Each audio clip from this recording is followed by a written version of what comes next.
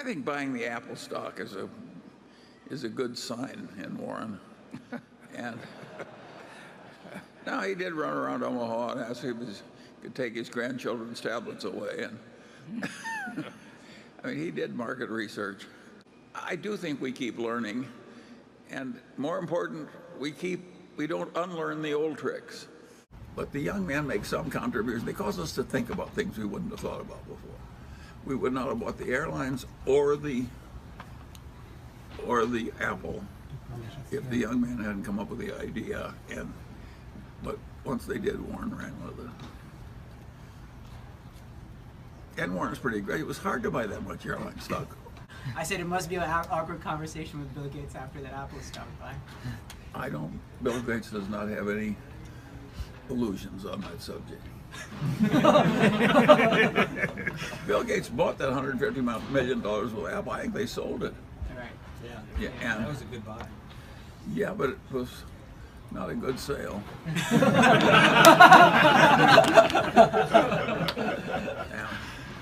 One of your new holdings, Apple, one of your big holdings, just came out with its earnings this week. And the initial reaction from Wall Street was to sell off the stock a little bit because of disappointing numbers of iPhone sales. Is it safe to assume that you still don't own an iPhone? That's safe to assume. Yeah, you can put that one in. You don't have to ask me that again for another 5 years. I've got a very, very effective flip phone, although I don't have it on me. What did you think of Apple's earnings?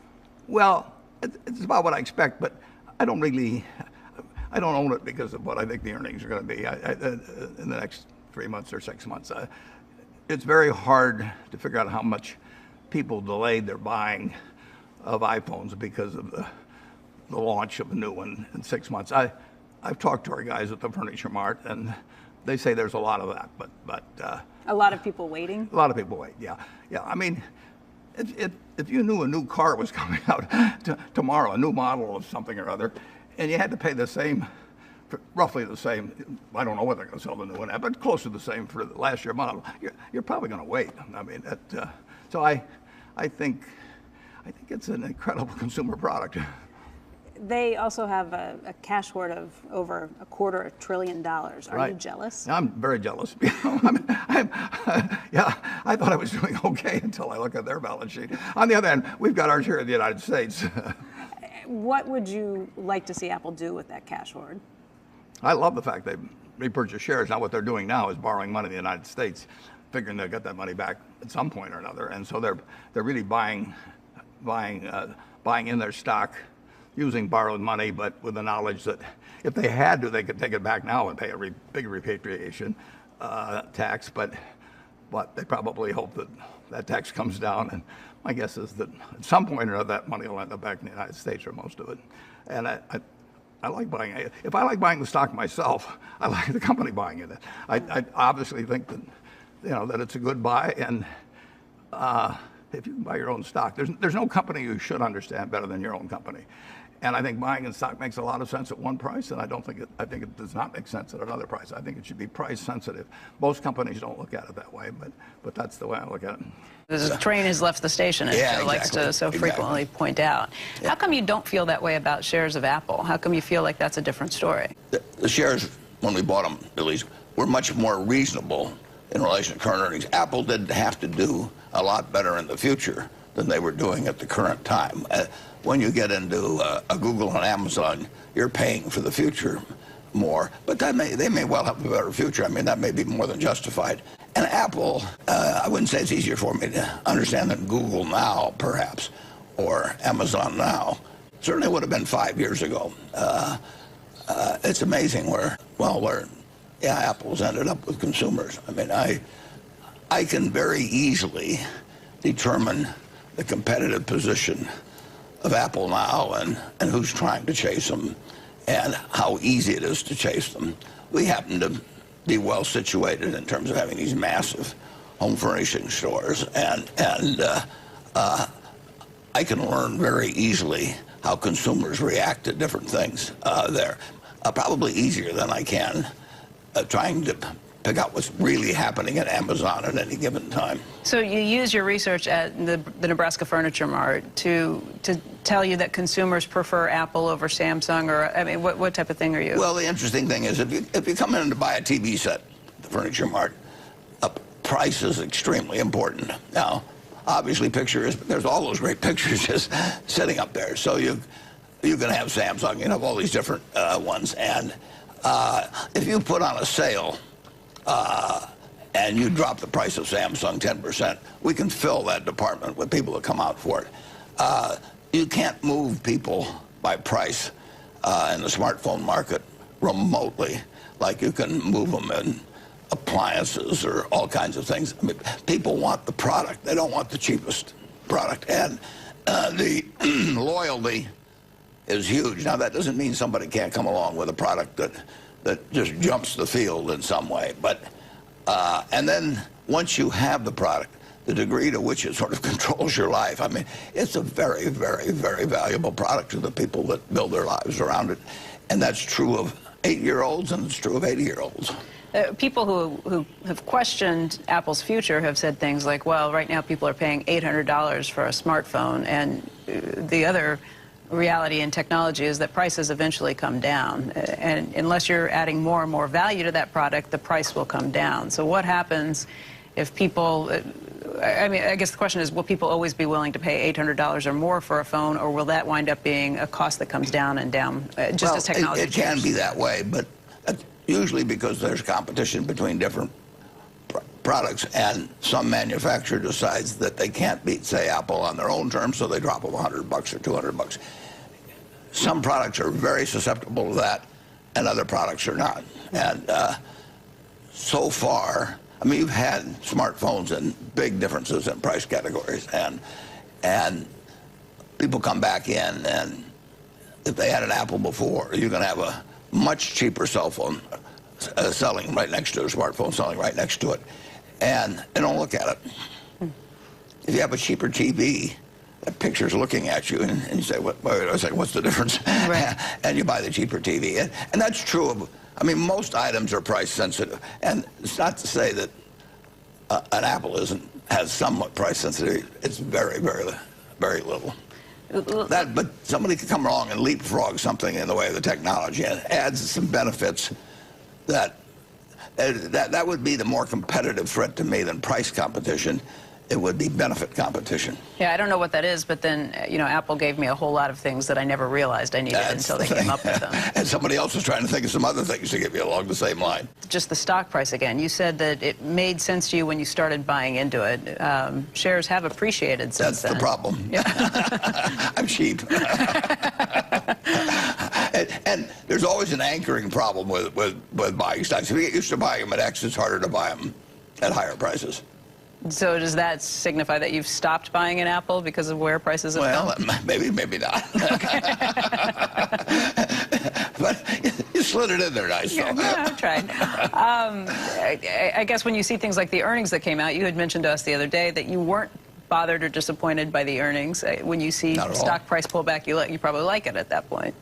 Oh, yeah. I mean, Apple, with a non-new product, I think they sold something like 50 million. That's a lot of units to sell something at $700. And a lot of those are going to people that are actually replacing a present Apple. But they do know that a new product's going to be out in 6 months or something. And you know, who knows? Maybe they got promised an Apple for their birthday or their graduation. But I would be tempted, if I were going to buy one, to wait till the new model comes out. What do I lose by doing it except the use of one in between? That's a lot of product to sell with a new model coming out when you think about 50 million. If you pay big prices for something, you're counting on earnings. You're counting on being right a very high percentage of the time on projections of earnings that go up. And, of course, the best kind of earnings are the ones that go up without more capital investment. It's very easy to have great earnings in the utility business. You just put a slug of money in and you get a return out of it. The return isn't that great. So you're really looking for something that will grow. And I did mention one thing at the meeting, which I don't think people appreciate at all, is if you take, say, the 5 largest businesses in the country by market value, you're probably, and assuming Berkshire isn't in there, it flips in and flips out. Let's assume we're out. Those 5 businesses have a market value of $2.5 trillion or more, starting with Apple. You could run those 5 businesses with no equity capital. So you have close to 10% of the market value, perhaps, of the United States in 5 extremely good businesses that essentially take no capital. Now, that was not the case in the past. I mean, if you were at the turn of the century and you were talking about U.S. Steel and the big railroads and all that, you made large sums, or Rockefeller with the oil business, by earning money with refineries or steel mills, and finally earned enough so that you bought another one, and you borrowed some money along the way, but you had to build up equity capital dramatically as you went along. And even if you go back to the Fortune 500 of 30 years ago, the companies that were big took big capital. Now you've got the 5 highest valued companies in the country. They don't take any capital. Even IBM has net no tangible assets. And if you take the equity, gap equity, subtract the intangible assets, it's less than 0. And if you take businesses, you take a Google. I mean, they may invest some money in fixed assets and all, but they actually need no equity capital. So you could have a $2.5 trillion business in the United States and not need equity capital. And that is a different world than the past. You, over the years, over the last 10 or 15 years, have become a much more industrialized companies, things like the railroads that do require more capital equipment, more capital investment. When did you notice that the top 5 market cap companies required no capital investment? When did you make this realization, and does that explain your investment in Apple? It doesn't explain it. I've understood that for a long time, but it's become more and more concentrated. It used to be ExxonMobil up there, and some.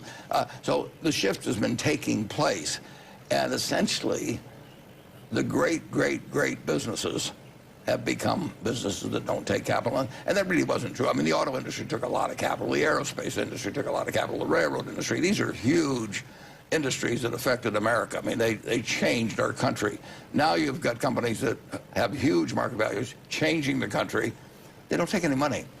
Those companies, for the way, for people who are listening on radio, we did just show a chart of that, or a full screen of it. It's Apple, Microsoft, Amazon, Google, and who am I leaving out? And Facebook. Facebook, right, yeah. and Facebook. Those are the 5. And Alphabet, obviously, the parent company of Google. That's a huge shift. Those are the wonderful businesses. The businesses that grow and don't require money. And, of course, that's why they're awash in cash. And to the extent they made it abroad, some of it they'd have to pay some tax if they brought it back. Now, they use some capital. I mean, they build headquarters, and they have small amounts of inventory in some cases. Research and development for some of these issues. But if you don't need it. Absolutely. I could run those businesses, and they could run them a lot better with absolutely no equity capital. In fact, a huge negative equity capital. You can't run ExxonMobil with negative capital. You can't run U.S. Steel. You can't run the railroads. You can't run the utilities. All these massive industries. Really what the country was built on up till not that many years ago. And now there's this huge shift to intangibles. Apple has $250 billion that it's keeping much of it offshore. Would it make sense to have that money brought back to the United States? Does it matter? I would say yes, it does matter.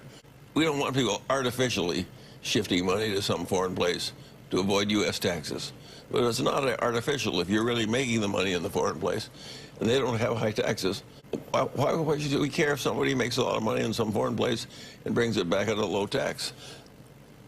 I think there's a lot, having all this money piled up abroad and then borrowing against it artificially, it's a cockamamie system. So how do we fix it? Well, I think they'd bring it back if you had a one-time forgiveness, and I don't think that would hurt anybody. Do you view IBM and Apple differently? I regard them as being quite different business. I think Apple was much more of a consumer products business in terms of sort of analyzing moats around it and consumer behavior and all that sort of thing. It's obviously a product with all kinds of tech built into it, but in terms of laying out what their prospective customers will do in the future as opposed to, say, on IBM's customers, it's a different sort of analysis. That doesn't mean it's correct, and we'll find out over time. But they are two different types of decisions. I was wrong on the first one, and we'll find out whether I'm right or wrong on the second. But I do not regard them as apples and apples, and I don't quite regard them as apples and oranges, but it's somewhat in between. That's a different kind of thinking from the way Warren came up. He's changed, and I think he's changed when he buys airlines, and he's changed when he buys Apple. Think of the hooting we've done over the years about high tech. We just don't understand it. It's not our competency. And what do we appear in the press with? Apple and a bunch of airlines. I don't think we've gone crazy. I think the answer is we're adapting reasonably to a business that's gotten very much more difficult. And I don't think we have a cinch in either of those positions. I think we have the odds a little bit in our favor. And if that's the best advantage we can get, we'll just have to live on the advantage we can get. I used to say you have to marry the best person that will have you. And I'm afraid that's a rule of life, and you have to get by in life with the best advantage you can get. And things have gotten so difficult in the investment world that we have to be satisfied with the type of advantage that we didn't used to get. On the other hand, the thing that caused it to be so difficult was we got so enormously rich. And that's not a bad trade-off.